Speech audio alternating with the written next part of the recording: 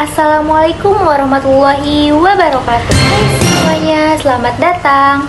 Jadi di video kali ini kita bakal bahas sesuatu yang sekarang lagi booming banget loh di dunia teknologi, yaitu Big Data Analysis. Kedengarannya keren banget kan? Tapi tenang, kita bakal bahas dengan cara yang santai dan gampang dipahami. Jadi yuk mulai sekarang. Coba deh bayangin, setiap kali kamu buka Instagram, TikTok, Twitter, atau bahkan jalan di mall, semua aktivitas itu menghasilkan data. Nah, Big Data itu sederhananya adalah kumpulan data yang super besar, super cepat, dan super beragam. Tapi, kalau datanya cuma numpuk, ya percuma juga kan? Makanya, kita butuh yang namanya Big Data Analysis. Jadi, Big Data Analysis adalah proses buat ngolah data yang banyak supaya bisa ketahuan pola, tren, atau bahkan prediksi yang berguna. Tujuannya apa sih? Jadi, tujuannya itu supaya keputusan yang diambil perusahaan atau organisasi itu lebih cepat, lebih akurat, dan tentu saja berdasarkan data nyata. Nah, sekarang kita masuk ke alurnya. Jadi, analisis Big Data itu nggak asal langsung olah data, tapi ada langkah-langkah pentingnya. Nah, langkah yang pertama ada pengumpulan data. Jadi kita ambil data dari mana saja, bisa dari sensor, log system, media sosial, bahkan aplikasi yang ada di smartphone kalian. Contohnya, data posting Instagram atau komentar TikTok juga termasuk loh. Nah, langkah kedua yaitu persiapan data. Nah, ini bagian yang sering disepelekan padahal penting banget loh. Kita harus bersihin data dari duplikat, kesalahan, atau data kosong. Ibarat mau masak, bahan-bahannya harus dicuci dulu kan sebelum dimasak. Nah, langkah ketiga yaitu tipe dan mode analisis. Di sini kita menentukan mau analisis seperti apa. Misalnya, analisis statistik untuk tahu pola masa lalu, atau analisis prediktif untuk memperkirakan masa depan. Dan modenya bisa batch, atau kalau datanya dikumpulkan dulu baru dianalisis. Atau juga bisa real time, yaitu langsung diproses saat data masuk. Nah, langkah keempat yaitu pola pemrosesan.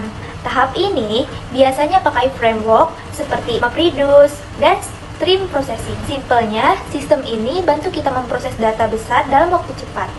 Dan yang terakhir ada visualisasi data. Nah, ini bagian paling seru nih, karena hasilnya bisa dilihat dalam bentuk grafik, dashboard, atau chart yang menarik, supaya orang lain juga bisa cepat paham tanpa harus baca angka-angka ribuan baris. Nah, buat ngelakuin semua itu, ada beberapa teknik yang sering dipakai. Yang pertama ada association analysis, yaitu teknik ini buat cara hubung antar item. Contohnya, kayak di toko online, orang beli kopi biasanya juga beli gula. Dan yang kedua ada data mining atau text mining. Ini buat menggali pola tersembunyi dari teks atau data. Misalnya, menganalisis komentar pelanggan untuk tahu perasaan mereka terhadap suatu produk. Yang ketiga ada machine learning. Ini bagian yang keren banget nih. Sistemnya bisa belajar sendiri dari data buat tugas kayak prediksi, klasifikasi, atau deteksi anomali. Dan yang terakhir ada predictive analysis. Ini buat memprediksi apa yang mungkin terjadi di masa depan berdasarkan data masa lalu. Nah, di sini kita ambil contoh studi kasus biar makin kebayang. Misalnya nih, kamu punya banyak ulasan tentang durian.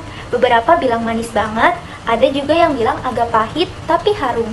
Nah, di sini kita bisa analis semua teks itu pakai TF-IDF Factorizer. Langkah sederhananya yaitu tokenisasi, kemudian hitung TF-IDF, kemudian lihat kata yang paling penting di setiap ulasan.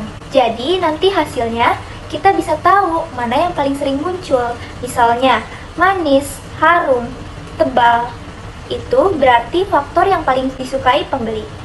Nah, dari data kayak gini, pedagang bisa tahu durian seperti apa yang paling laku di pasaran. Jadi, teman-teman, belajar Big Data Analysis itu bukan soal teknologi atau angka-angka ya, tapi tentang bagaimana kita memahami dunia lewat data. Karena di era sekarang, data itu bukan cuma informasi, tetapi juga kekuatan. Dan ingat kata pepatah, data itu bisa bicara, tapi hanya untuk mereka yang tahu cara mendengarkannya. Sekian penjelasan video dari saya, semoga bermanfaat. Kurang lebihnya saya mohon maaf. Saya ucapkan terima kasih. Wassalamualaikum warahmatullahi wabarakatuh.